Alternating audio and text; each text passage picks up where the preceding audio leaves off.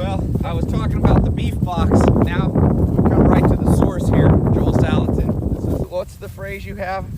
Mob stocking, herbivorous, solar conversion, lignified carbon sequestration, fertilization. So why does this make better beef for me? Let's go through mob stocking. Mob stocking. What that means is that notice how they're mobbed up. They're not spread all over the farm. They're mobbed up in a mob like they would be in the wild to protect themselves from predators. Right. So that's mob. Mob stocking, it's stock. Okay, so it's mob stocked as opposed to, you know, sparsely stocked. Right. Okay, Like most farms are, like most continuously yeah, grazed like out there. see the neighbor, yeah, they've got, you know, 40 head on 100 acres, you know. Here, there's almost 300 head on essentially 4 acres. Yep. For a day, one day, you know. And so you can see, you know, you can see right here where they were. Here's where they were yesterday. Here's where they are today. So in 24 hours, this looks like this. Yep. Okay. And so it's better for the land, and do you think it makes better beef? Well, absolutely. So what it does, it means that the beef is not eating grains and, you know, chicken feathers and manure and stuff like they feed them in the industry. They're eating actual, you know, they're actually eating, you know, green material. That herbivore is a 4-legged sauerkraut vat, you know, and so they take cellulose and they ferment it in their rumen, and that's what makes them grow. They're not supposed to have, you know, grains and manure and feathers and, you know. That's what they feed them in factory farms. And silage, which is, you know, fermented acidulated stuff. They're supposed to do the fermenting, not fermenting done before it gets to them. So mob stocking, herbivorous. They're herbivores. Herbivorous, solar conversion. So this is solar energy. This grass is 95% solar and only 5% soil. Yeah. And so the earth is supposed to be on a weight gain program. You know, all this free solar energy is supposed to be converted into biomass. So solar conversion, lignified carbon. We want the carbon to get long enough that it actually goes through some lignification. And the lignification changes the starch and carbohydrate balance so that it actually feeds microbes with energy. Huh. All right. So you're saying the cows, most farms, the cows are eating grass that's too short. Too short. It's like Snickers bars. It's too short, and as a result, the microbes don't fully develop both in the rumen of the cow or in the soil. Yeah. Where was mob stocking, herbivorous, solar conversion, lignified carbon. Okay, this is carbon. The plant is inhaling carbon dioxide, exhaling oxygen, and breaks off. That's where the carbon comes from. It's taking in CO2, inhaling, and then exhaling oxygen and breaking off the carbon. Lignified carbon sequestration, and this carbon, a lot of it gets sequestered down in the roots and in the soil structure. Fertilization, when you sequester carbon, that creates fertilization. That's the way nature. You know, nature didn't put on chemical 10-10-10 Right, for a millennia, right? They used bison, wolves, movement, migratory choreography, okay? And so we don't have the wolves, we don't have the bison, but we do have very high-tech computer microchipped electric fencing, which allows us to essentially put a steering wheel, a brake, and an accelerator on that 4-legged pruner and move it with the same precision. That herd of cows, we can move as precisely around the landscape as you can a zero-turn mower on a golf course. Yeah. That's cool. So basically, first time in human history. People eating this don't have to feel bad that the beef is destroying the land. No, that's right. They can eat good food and know that they're actually regenerating the land. Exactly. On our farm at home, we've gone in 50 years, we've gone from 1% organic matter to 8% organic matter in that period of time. And most factory farms are going backwards. Yours is Yes, going forward. that's right. And Going backwards. feeding thousands of people. Right, right. And so the beauty of this is it's ecologically productive. It's nutritionally superior, because when they only eat this, the omega-3, omega-6 fatty acid profile stays correctly. This is full of way more vitamins and minerals than corn. Yep. Like salad bar, right? So we call it salad bar beef, right? Yep. And so that makes, like, for example, this beef has 300% more riboflavin than grain-fed beef. Mm-hmm. Well, riboflavin is the essential fatty acid that it's called the nerve vitamin. It's what calms you down. Yeah. And you wonder why people are, getting angry all the time and, going nuts and suicide and whatever. Well, part of it is because they're not getting the riboflavin, which makes the nerve endings work better. Yeah. So anyway, I mean, it's a complex relationship, but for sure, we say you are what you eat. Well, you also are what you eats. Yes. So what you're eating, the beef, the eggs, the chicken, the pork, is eating junk. Yeah. It's junk. It's like junky Hippocrates food, said, junky the founder of modern medicine. Make your food your medicine. That's right. That's Make the your food your prevention. medicine. You got billions and trillions of dollars spent on healthcare because people are trying to cut costs. Right. Let's look at some of these. Yeah, you can see there's a variety.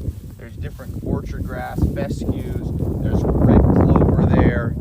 So they're not just eating one That's thing. right. It's a whole diversified salad bar. Yeah. They like this stuff here. Red Oh clover. man, red clover. And this also builds the soil. Yeah. Now, instead of using trees where the cows destroy the trees and also concentrate manure, you came up with this contraption. How long ago did you come up with this, the Shade Mobile? Well, this was one of Dad's first big additions back in the 1960s. We built a Shade Mobile at the home farm, but now that we lease a lot of land around, we want to be able to put them on a public road and move them from place to place as we move the herd around. So we needed something smaller and modular. Yep. And so we started getting old hay wagon chassis and just elongating them. And we've got 3 hooked together, so we've got enough shade here for the cows, and they're all hooked together. So to move them, I just back up with a pickup truck, hook up to the front end, and the whole thing's like a train and just moves right through, big enough for all of them to have a portable shade tree. Yep. And that way we can put the manure and this wonderfully healing impaction strategically on some brambles, some rocks, some Yep. some The worst part of the field. The worst part of the field. Whereas this over here, you can see a neighbor where he has his cows. And all those the cows trees. for years just go right under the tree. And you can see the brown under the tree there, where the cows have been, and it's called a campsite.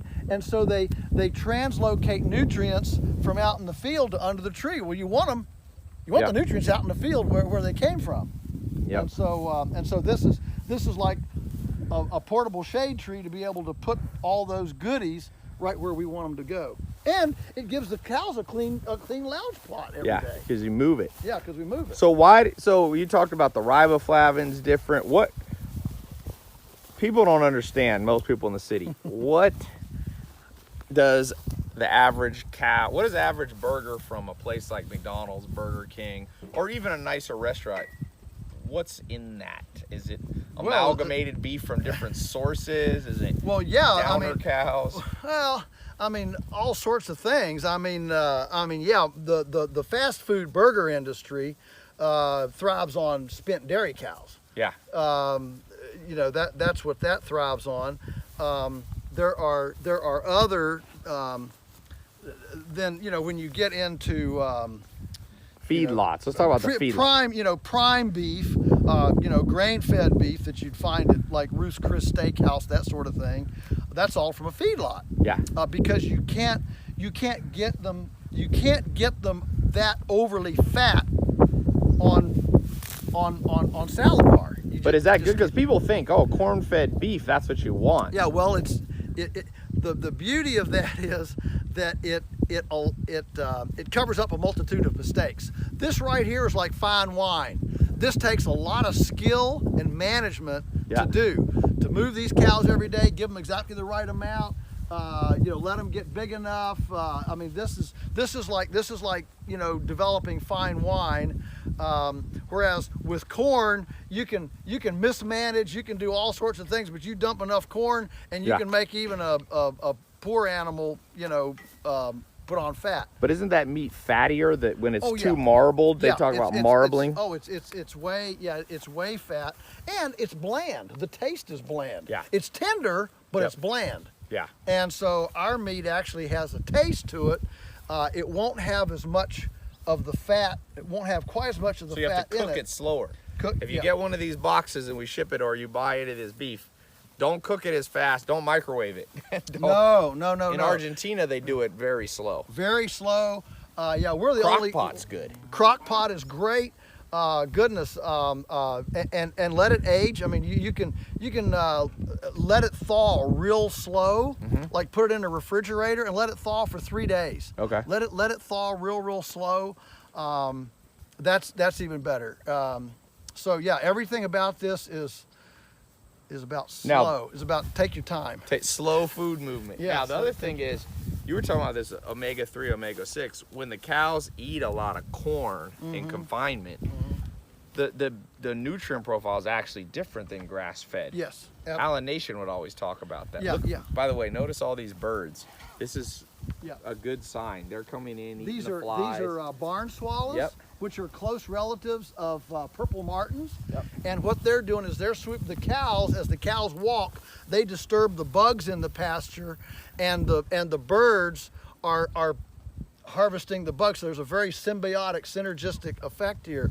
If in a continuous grazed pasture, you don't get nearly the number of bugs and insects that we do when you let it develop to a lignified carbon standpoint. Yeah, that's why you don't see that many flies. This many cows normally would have a lot more flies, but they're coming through eating. There's almost no flies. Yeah, look at that. So going back to the quality, you've done some tests, and they've tested grass-fed versus confinement, and they found omega-3 versus omega-6. Yeah, well, riboflavin is one. I mean, there's the polyunsaturated versus the polyunsaturated is a relationship to saturated. Yep. You know, that's a different profile. Vitamin A, vitamin D, all of your basic vitamins. The profiles are well documented. There will be a little difference from farm to farm on that, but the trend line, if you finish an animal on grass, if you actually finish them on grass with no grain, that nutrient profile is going to be completely different than corn or organic corn or anything. Yeah, so even organic most beef organic that is still coming from a feedlot. It's still coming from, and I'll cut in some footage where you see it's just dirt and mud, manure and muck in the cows. Yeah, and we're out here among almost 300 head. I mean, you can see how close we are. Yeah. There is no odor. Nope. You can come out here and eat a sandwich. Yeah. And it's and look totally how tame they are. You can tell when animals are happy when they're not running. Right. That guy's a little extra happy. There's some heifers in here. There's some females in there. Got a little calf in there. Yeah. And cows do better when they're. Another thing is stressed animals. The stress, the cortisol gets in the meat. Yes, that's right. So animals that are, you could see how peaceful they are. These ones are getting nice and slick. Yeah. So these will be ready to go next spring. Yep. So we're going to take these through the winter. Yep. And then when they pop in the spring, then they'll be ready to go. But they'll be ready. What are your favorite cuts of beef? You like the ground beef, obviously. Burger. Yeah, I like the ground beef. I'll tell you, it's hard to beat a slow cooked barbecued brisket. Oh yeah. Oh man. Man. Here's the thing about meat, Ty. You know, a lot of people wouldn't realize this, that exercise makes muscles moist. Okay. Non-exercise, and they're moist, but they're tougher. Yeah. The muscles that don't get exercise are tender but drier. Yes. So filet mignon up here on the back, it doesn't get any exercise.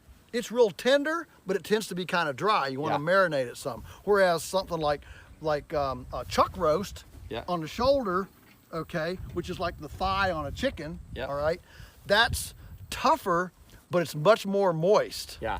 So by having them out in a more natural setting like this, where they actually can walk around and get more exercise, it actually moistens moistens the muscle, and which makes it a little more tasty. Yeah. Yeah. Well, this has been your lesson straight from Joel Salatin. I'm gonna put a link to get a box. We're gonna deliver a box of grass-fed beef, the quality you're seeing right here. We're gonna be shipping it to your doors. So click the link up here, click below. Hey girl. That's actually a male right there. Hey. We might have an action shot here. Me running. But yeah, we're gonna be doing this box. There's other boxes out there. You can go to Whole Foods. There's good beef. But my philosophy is I like to know where it comes from, and I know where this beef is coming from. This is what I feed myself. This is what I feed, you know, my family, my friends. So with food, there's so much mislabeling, and there's so much fudging of the line. Just because it says this doesn't necessarily mean it's as healthy. I like to come out here and see the source of the beef that I'm sending you. So yeah, click the link. I've got some more information on the next page, and I've got the price down as low as I can, and you'll see the shipping costs and all that. We try to waive the shipping costs. We've got different size boxes so that you can get one if you want to just try it, test it out yourself. We've got it. We've got a money back guarantee. Get a box and the beef doesn't taste like what you thought and the meat's not what you think. We're adding chicken, we're adding pork, sausage, bacon, good chicken. Chicken's on a real limited supply because it's raised out on pasture. You can't raise like they do in factory farms. So like I said, money back guarantee. You don't even have to ship the meat back. If it's not good, we'll send you every penny back. That's important. That's stand behind what we have. And we'll put cooking instructions in there. You don't have to cook it much different. We'll have ground beef in there. We'll have some steaks in there. And then we also have an extra upgrade after you get the main box. It's kind of like a club, a food club.